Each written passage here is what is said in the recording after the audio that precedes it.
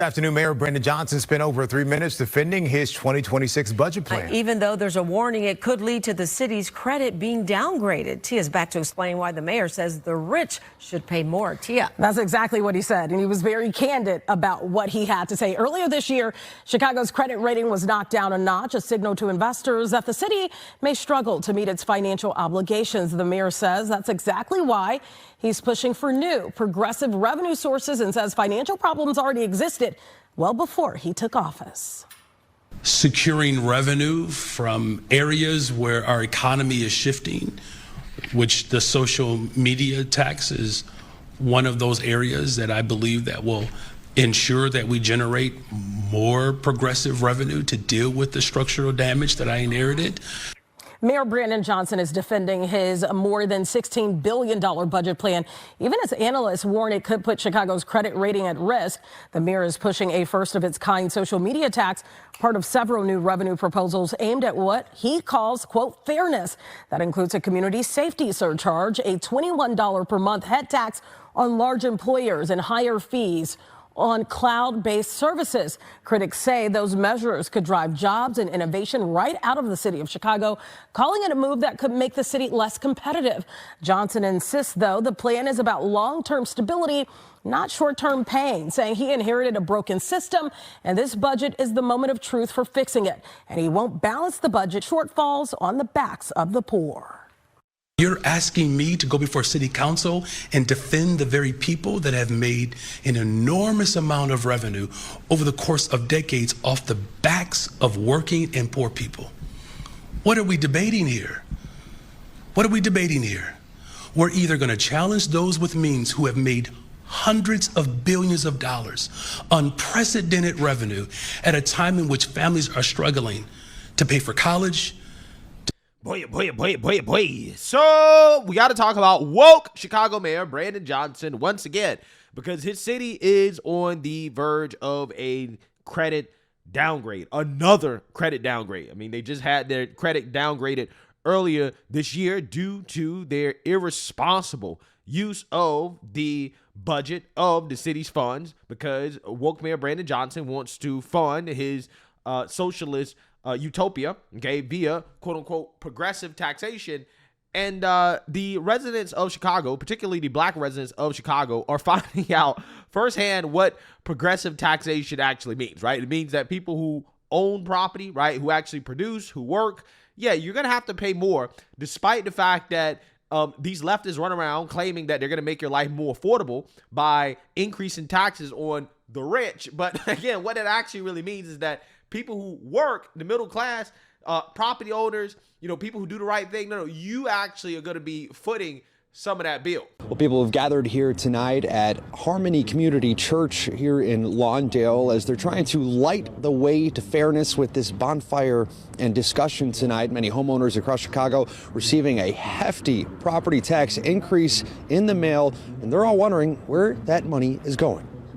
How can you maintain your home if your taxes are constantly going up?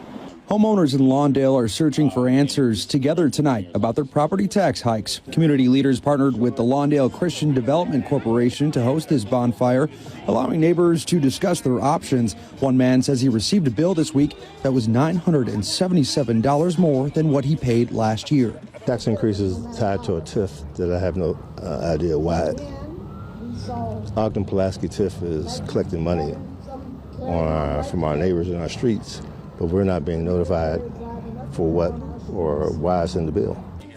The group discussed a number of solutions for the issue, including an effort to propose new policy, which would be modeled after California's Prop 13. That would limit property taxes to 1% of assessed value, with annual increases capped at 2%. Homeowners are also frustrated because they feel like they're not seeing the tax hikes lead to notable investment in their neighborhoods. There's been a divestment in this community for the most part, but it seems like now that people have found an interest in reclaiming the neighborhood, now it's like we're being taxed for prosperity. Cook County Treasurer Maria Pappas also spoke earlier today on the tax bills while at a Rainbow Push event. She says there are new avenues for homeowners to pay these bills at their own pace. You do not have to pay your bill on December 15th. Did you hear that? You don't have to pay it. Let me tell you why. we went to Springfield last year and set up a payment plan.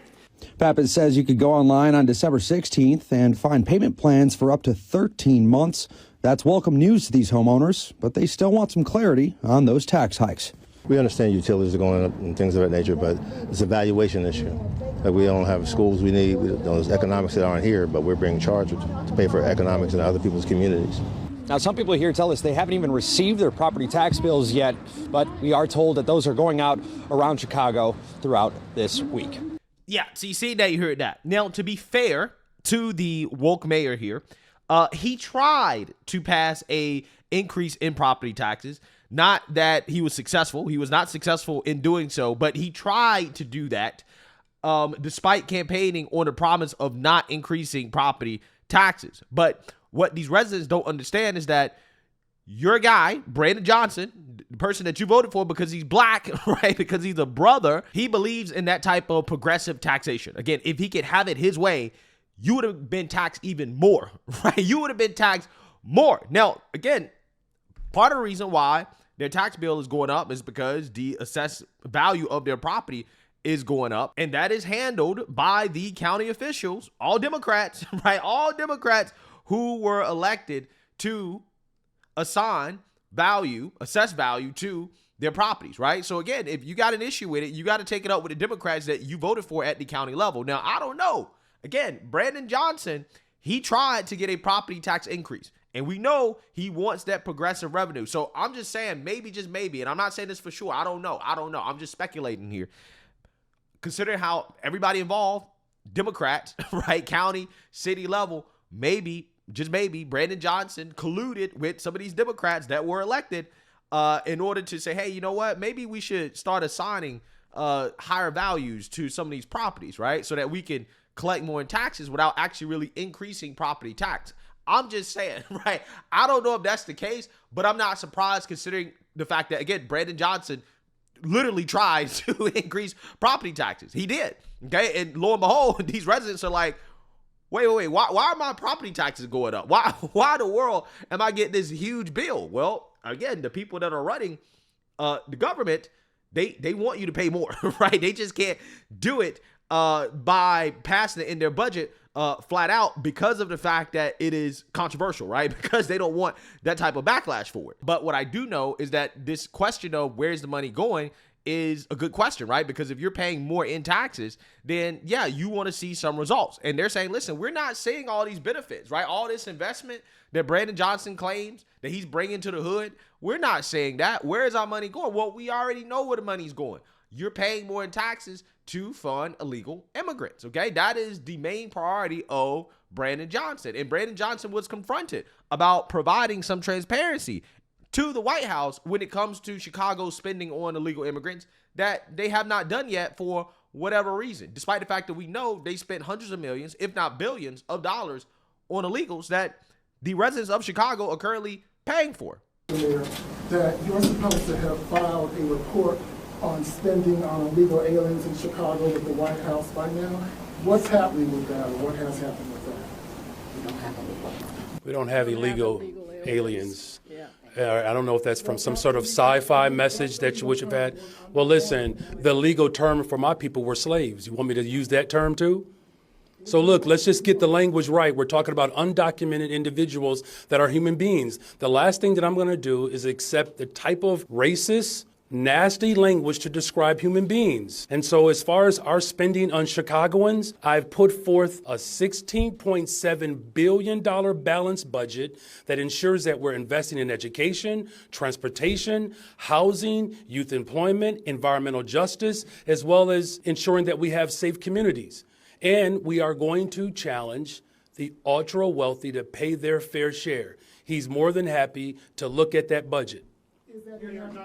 Let me just, excuse me, let me just say something here. It is very important that people in Illinois and across the country understand the immigration system is a civil system. Undocumented presence in the United States is not a criminal offense. And so thank you for the clarification on language. Yeah. So that was a fair question. A fair question. How much money are you spending on illegals?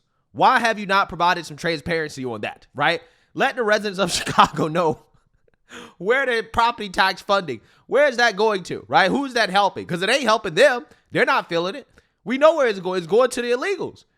And woke Mayor Brandon Johnson's response to that is, you're racist.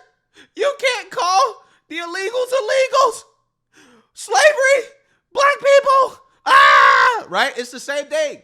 It's the same thing every single time, right? They don't have anything. When they can't give a coherent answer to a tough question, they boo-hoo, whine, and cry, racism, hate, and bigotry. We don't like the fact you call them illegals. All black people used to be slaves. Like, that doesn't have anything to do with the actual core question. Why have you not provided any transparency on what you're funding, right? How much money is going towards illegals? Why are you not being straight with taxpayers? So, with that being said, Chicago is facing a budget crisis, which means they are facing another credit downgrade. And we got to talk about it because this dude is going out of his way to make sure that nobody really knows what's happening and going on in this city in regards to what they're spending the money on. And he's just trying to raise taxes, raise taxes, raise taxes. And this is a complete and total disaster. So without further ado, let's go ahead and get into it. And there's some new concerns for Chicago's finances. A new warning from a ratings agency has come out. So what they did is they revised Chicago's outlook from stable to negative. Mayor Johnson, though, still defending his more than $16 billion budget. Several aldermen, though, say more cuts are needed. So for more on this and reaction from City Hall, we've got our political reporter, Marianne Ahern. This is quite a move. It's never a good thing to have your rating shift. No, there's a lot going on there. Yes, aldermen say this outlook downgrade is a warning, and they fear an actual credit downgrade is coming without major changes to the mayor's budget. Underway right now, budget hearings at City Hall, and there has been pushback to the mayor's $21 per employee per month corporate head tax. It is for larger companies. However, the mayor sees the results of the elections on Tuesday, especially in New York City, as proof that voters do approve bold ideas. Several Chicago aldermen disagree, though, with the mayor's assessment. As much attention as we're getting around the corporate head tax, I have to be just brutally honest here. It is absolutely frustrating at a time in which people are crying out desperately for government to respond to the basic fundamentals. And we are in a moment where there are more billionaires. We're close to having a trillionaire, maybe a couple of them. And people are asking about 1/3% to keep people safe. It's getting really... You know what's so funny about these socialists? Every socialist criticism of capitalism is always about somebody else having more money than them, right? Let's rob Peter to pay Paul. And it never works. Peter is rich because Peter produces things, right? Peter is good at allocating capital, right? And Peter took the risk of allocating capital in a way that employed, that gave people jobs, right? That produced goods and services for society. And instead of rewarding that so that more people prosper, right? So there's more prosperity, these people are focused on the fact that, well, there's inequality. Of course there's inequality. Inequality is a great thing, right? That's what these people don't understand. We're not all supposed to be equal, right? Now, again, we're all equal in the eyes of God, right? In the government. But in regards to socioeconomic status, we're not all supposed to be equal. That's not how it's supposed to work. If we were all equal, we would be all equally poor because everybody does not produce the same. Everybody is not equally talented, okay? And because of that, we can't all be equal, right? We just can't. Not, again, socioeconomically speaking, we can't. That's not a good society. So instead of incentivizing people who are good at capital allocation, who are good at creating jobs and providing goods and services to do more of that so that everybody can prosper. No, Brandon Johnson is focusing on punishing that, punishing prosperity. And when you punish prosperity, what you do is that you essentially are just taking capital from individuals who are actually good at using that capital to produce positive things, right? To produce a positive return on investment, to create jobs, to provide goods and services to society. You're taking it away from them who are good at doing that, right? And you're giving it to the government who is not good at doing that. And the government turns around and gives it to the liberal nonprofits who don't provide a positive return on investment and then you give it to people who don't want to work, illegal immigrants, and other folks who, again, just are not using the money in a way that would benefit society the way that an entrepreneur or a business owner or, those who are, again, creating jobs and opportunities would use the money. The government is not good at allocating capital. They're not. That's why the government should take as little of it as possible, because they're not good at allocating it. And again, you're going to see that in Chicago. That is what Chicago is currently facing. Their budget crisis is a crisis based off the fact that Democrats, these leaders, are not good at allocating capital. This is why they're facing a credit downgrade by definition. It's frustrating to hear make the billionaires pay their fair share and Trump cuts. Let's get down to the problems we have here. We need to rein in spending. Our city government is much too large. We've known this for years. A majority of aldermen, they've called for a special city council hearing on Monday with the accountants from Ernst & Young present. They did a report that cost $3 million. It offered the city recommendations for streamlining city government. Yeah, so now let's talk about this report, right? This audit, because they held an emergency meeting to talk about it. This audit apparently showed that there was a lot of room for woke Mayor Brandon Johnson to cut, but he refuses to cut despite this actual audit. Well, the city council is holding an emergency hearing right now. Political reporter Paris Schutz is live at City Hall. Paris, what's this hearing all about? Yeah, Terrence and Sylvia, city council members are giving the mayor's budget team a grilling on an outside report that the city spent $3 million on to come in and make recommendations on how to save money out of this massive $16.7 billion budget. So Ernst & Young, they did the report. They came up with as much as $1.4 billion in savings. And these alders want to know, well, how come the mayor isn't incorporating the majority of this into his budget that attempts to close a $1.15 billion gap? Now, the mayor said that's just one of many considerations that he has to take in. I just hope that they spend, the same amount of time in this EY report also looking at how corporate interests are continuing to get away with without having to pay their fair share in taxes. I think all of it requires our attention at this time.